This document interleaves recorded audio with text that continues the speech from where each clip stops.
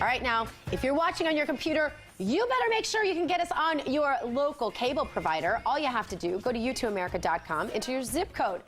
Find out where you can find us locally. I'm Dr. Gina. Welcome back to America Trends. Donald Trump's appearance last night on MSNBC is trending today. He did an interview with Chris Matthews, and they go to the issue of abortion. Trump's comments on abortion got social media all kinds of fired up. Here to discuss is one of my favorite people. That is Barry Nussbaum, political analyst. You can find him at finebarry.com. Whatever made you come up with finebarry.com? That's like a great idea. Like if you can't get your own name, or you can't get, just find Barry. Well, we have Barry Nussbaum, but no one can spell it, Dr. G, so this makes it easier. No one can spell Loudon either. It's okay. All right, Barry, I want to talk about these abortion comments because, frankly, I hated them. In fact, there are a lot of things that Donald Trump says that I don't love. Thus, I haven't endorsed him yet. I still see him, though, Barry, as the absolute only candidate with a path to the 1237. I don't think anyone else can do it. I don't believe Ted Cruz can do it mathematically. I think it's impossible at this point. After New York, I know for sure it's going to be impossible. John Kasich can't do it. So both of those two candidates, in my opinion, are driving us to a convention. So Donald Trump is our option. So isn't this the time where everybody starts to kind of coalesce around the candidate and go, oh, well, guess what? Last week, Hillary said something horrible that she walked back. News media hasn't even talked about it. But because it's Donald Trump, there's a standard difference. Why? I think the big difference, Dr. G, is that from the very beginning, the media frenzy around the GOP is largely, if not completely, due to the fact that Donald Trump is bigger than life. He has taken his media personality from The Apprentice to politics. And he's done it on a stage the likes of which have never been seen on America political scene, certainly not during the primaries. So every little thing he says, good or bad, becomes the lead story of the day. He trends daily, no matter what he does, no matter where it is, no matter if it's social, if it's political, if it's personal, if it's about the wives, or if it's about policy. The guy can't stop making news. No, he can't. So what I want you to do is just watch this exchange now, and I want to get your reaction. This is the one between Donald Trump and Chris Matthews on the topic of abortion that we were just discussing. Go ahead. Should the woman be punished for having an abortion? Look, this is not something you can dodge. If you say abortion is a crime or abortion is murder, you have to deal with it under the law. Should abortion be punished? Well, people in certain parts of the Republican Party and conservative Republicans would say yes, they should be punished. How about you?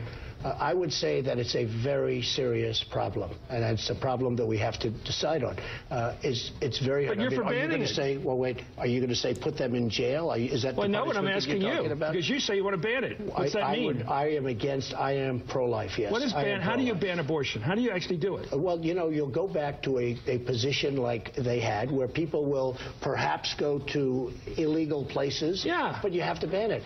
You ban it, and they go to somebody who flunked out of medical school. Are you Catholic? Yes, I think And how do you feel about the Catholic Church's position? I accept the teaching authority of my church on moral issues. But do you know their position on abortion? Yes, I do. And do you concur with that position? I concur with their moral position, but legally I get to the question. Here's my problem with it. No, but let me ask you, but what do you say about it's not funny. Your church? Yeah, it's really not a funny thing. What do you say about your church? They're very, very strong. They're allowed to, but the churches make their moral judgments, but you running for president of the United States will be chief executive of the United States. Do you believe believe in punishment for abortion? Yes or no, as a principle? The answer is that there has to be some form of punishment. For the woman? Yeah, there has to be some form. 10 cents, 10 years, I don't know. That I don't know. That why not? I don't know. You take positions on everything else. Frankly, I do take positions on everything else. It's a very complicated position.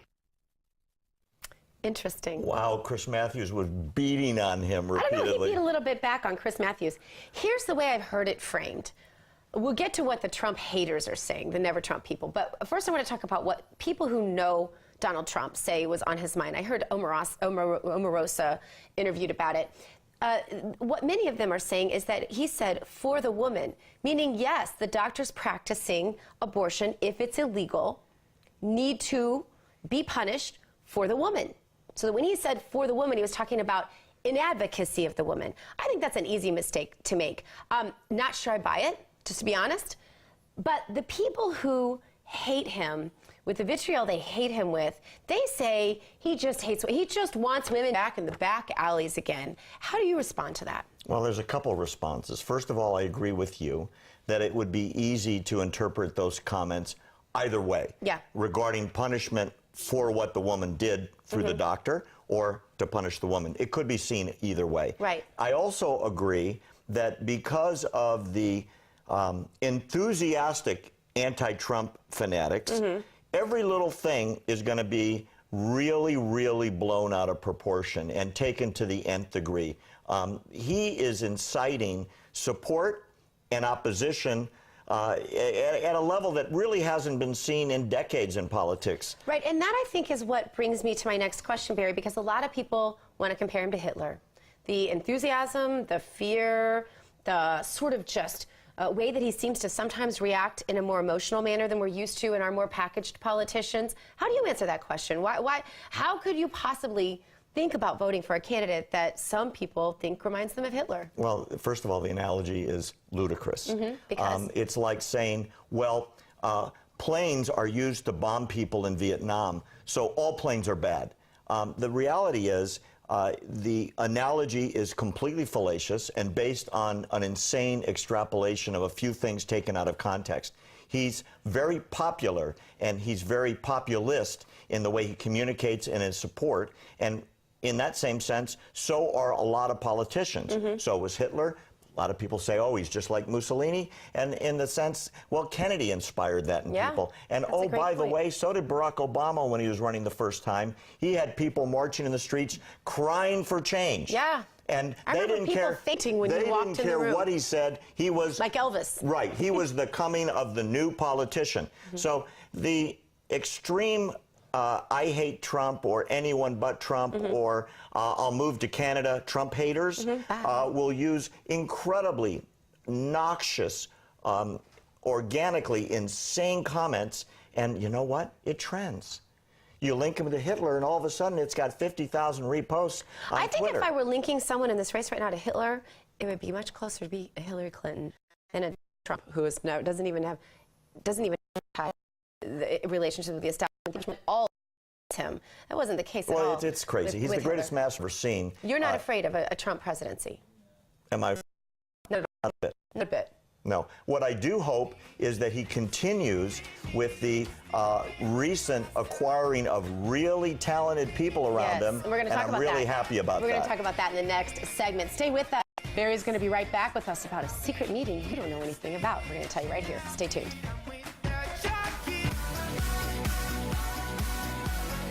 Well, all the way from sunny SoCal, 32 million homes across the nation and counting. You're watching the world's first social television network. Nice to be with you. Check out u2america.com for your local listings. I'm Dr. Gina. Welcome back to America Trends. Our poll question today: do you think the Republican Party can unite behind Donald Trump if he's the nominee after this brutal primary?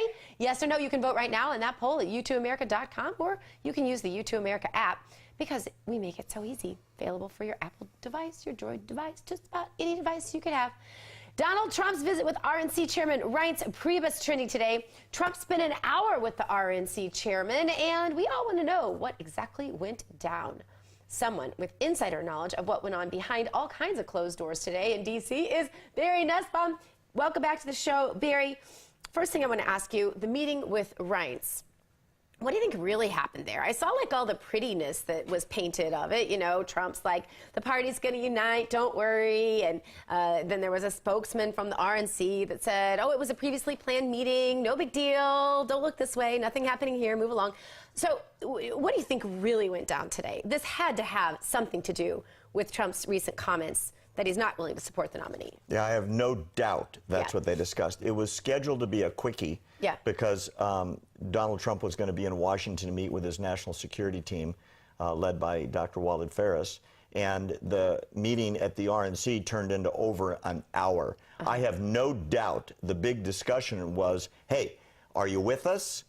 Or are you with us until you don't win, and then you're on your own? But I mean, here's the thing. Even if they said, yeah, we're with you, what does that really mean? Because all of their operatives, Karl Rove, Mitt Romney, Lindsey Graham, I could go on all day, they are all stomping for Ted Cruz in Wisconsin as we speak. So what does it really mean if the RNC says, oh, yeah, we're with you? I mean, I know Trump's not dumb enough to take that deal, but I'm just asking you, why would Trump have tweeted that out, that everything was just sunshine, rainbows, and lollipops. I think what he's doing is a couple things. Number one, he's acting more like the leader of the party. The nominee becomes the leader of the party, and he's starting to act that way instead of an outsider yelling over the fence. Okay. Number two, I think the big issue for Donald Trump is the key week before the convention. If he's coasting in after June primaries, especially in California, and if he's got 1,237, so he's a first ballot, or he's very close, things could be very different if the rules change. The week before the convention, they've got the all-important rules meeting. Right. And the rules determine the convention. The thing that everybody's talking about in the talk shows, if he's 100 short or he's 50 short, what happens? The rules are going to decide how those ballots are going to be tallied in regards to who's pledged, how long, and when they can be released, and what procedures are going to be okay for the release of those delegates. Right. Some delegates are pledged only for 1 vote, some for 2 votes, some for 3 votes. And the cajoling and the backroom arguing and deal-making is what he's worried about. He's been saying all along, Dr. G, he doesn't want the rules to change. Those rules are going to be made the week before the convention. And I have no doubt that the same thing that Reince Priebus keeps getting asked on all the talk shows, which is, what's going to happen with the rules? Donald Trump was asking the same question. Sure. And he seemed to come out. You feel like he got a satisfactory answer? He seemed to, But yeah. they lied to him before. Why would he believe them again? Maybe because he's the guy in the lead, and it may be happening, whether the old guard, as you said, wants it or not. Did he cut a deal with Kasich? We don't know that yet. I don't really believe that you don't know that. But I want to move on because I know you're not going to answer me. I know when someone looks me right in the eye and just completely lies to me. Remember my background, psychology? But anyway, that's okay. You are allowed to keep your secrets. But here's my thing. You have a real insider into this, and I can only ask you the questions that are for public discussion, and I understand that. Except for I can ask, and you can just look me in the eye and lie to me. But here's the question. National security is such a huge issue. Obama said today, national security is not a big concern, that he's going to have another 10,000 refugees come into the country. How will things change, knowing what you know about this meeting that took place today and how much was discussed about national security? What will change with President Trump from a national security perspective? Huge changes. The purpose of Trump's meeting in D.C. was not the Reince Priebus meeting at RNC, but it was to meet with his national security team, led for foreign policy by Dr. Walid Phares. Professor Phares is the expert on Middle Eastern affairs and terrorism. He's a consultant to Congress, written a number of bestsellers. He's on national news every day. He is about the expert in the country. I spoke to him this afternoon when we decided to do the show today, and what I can tell you is they are formulating a totally aggressive response to ISIS, building a coalition among all the Sunni Arab states, led by the United States, with a very aggressive U.S.-led, we're going to go get these guys and get this over with kind of attitude. But paint the picture for us, because Ted Cruz, his view on what he's going to do with Islamic terror is about as aggressive as I can possibly think of. We're going to carpet bomb and we want to see if the sand glows. That's pretty aggressive. How is Trump's plan different or better or not as good, or what's your thought? Yeah, my thought on that is simply, I haven't heard anybody talk about this coalition idea. Remember, when we went and got married to the Ayatollah in Iran, gave them $150 billion and turned our back on our Sunni allies, the Arab world split down the middle. The radical Shia on one side, led by Iran, which is the minority, and the majority, the Sunni states, led by Saudi Arabia, Qatar, Jordan, and so on. Those countries are ostracized to the point where they are desperately looking for a strategy. The Trump-Phares strategy will be tear up the Iran nuclear deal or renegotiate very, very aggressively, and at the same time build a coalition with the new partners, which are not partners with us now, which aren't even talking to us right now because we turned our back on them, which are the Sunnis, and that new coalition will go after ISIS together. That's something that I haven't heard anybody discuss. But how risky is that, Barry? I mean, people are very comfortable with the whole idea of NATO, and Trump's threatening NATO, and Ted Cruz says that's a horrible idea. I think John Kasich said the same thing. So how risky is this brand new plan, especially from a man who has only ever done foreign business, has never really, run this most powerful country in the world? You know, I asked a question just like that today, and what I was told was, I asked him, how does Trump run the meetings? What's his grasp like? And what I got back was really impressive. What Dr. Ferris said is that Donald Trump runs a meeting like he's the boss, but he's assimilating data from everybody, and he's managing crisis as well, and he's looking at all the options, and it's a real business meeting. Let's talk about all the options, let's consider them together and make a plan. My understanding from foreign policy, and it's leaked all the time, especially by the Joint Chiefs, is that Obama rules foreign policy by fiat. Yeah. He takes advice and ignores all of it, except if it's coming from Valerie Jarrett, who's very pro-Iranian because that's where her family's from. So we have a foreign policy now not run by advisors, but run by a dictator. What the Trump plan is going to be, as I understand it, is a consensus among the experts on Middle East policy. And nobody's talking about building a coalition like this. Because the reason NATO won't work, NATO's an army that attacks or defends against another army. ISIS is not a traditional army. It's a guerrilla force integrated within populations. You need those populations organized to fight the enemy that a traditional army cannot see, and it's hard to identify. I think the Trump plan is perfect. It's going to be so interesting going forward. Barry Nussbaum, thank you so much. And if you want to know where you can find Barry, you can find him at findbarry.com. All right, up next, we are going to talk to our legal expert about why William Shatner is being sued by someone who claims he's his son. Hollywood. It's almost as crazy as our politics today. Stay tuned for more crazy right here on America Trends. Let's live tonight.